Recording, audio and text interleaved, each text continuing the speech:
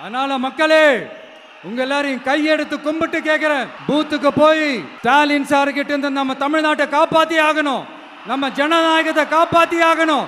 என்ன பிஸியா இருந்தாலும், என்ன வேலையா இருந்தாலும், என்ன வெளியூர்ல இருந்தாலும், எந்த பூத்துல உங்களுடைய ஓட்டு இருக்குதோ அங்க வந்து தயவு செஞ்சு நம்மளுடைய விசில் சின்னத்துக்கு உங்க ஓட்டு போடுங்க. தயவு செஞ்சு உங்க விஜய்க்கு ஒரு வாய்ப்பு கொடுங்க.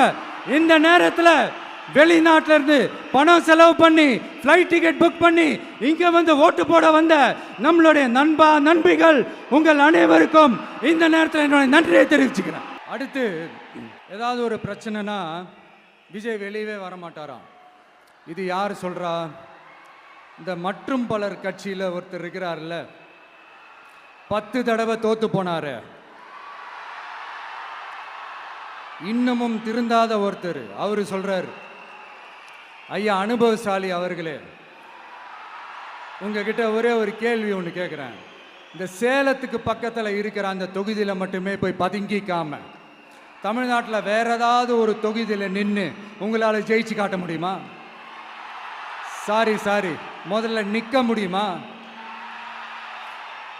முதல்ல அதை செஞ்சுட்டு அப்புறமா இந்த விஜயை பற்றி பேசுங்க பாஸ். சும்மா நசன்னு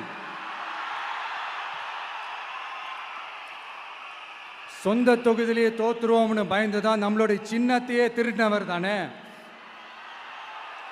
அதனால தான் நம்மளோட மன்றத்தில் பல வருஷமாக பயணிச்ச ஒரு சுயேட்சை வேட்பாளரோட சின்னத்தை நம்மளோட தான் அரவணைச்சி ஆதரிக்கிறோம்.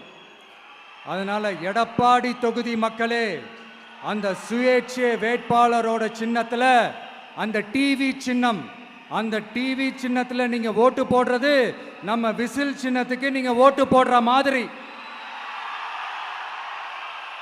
அதனால எடப்பாடி தொகுதி மக்களே, தயவு செஞ்சு அதை மறந்துடாதீங்க.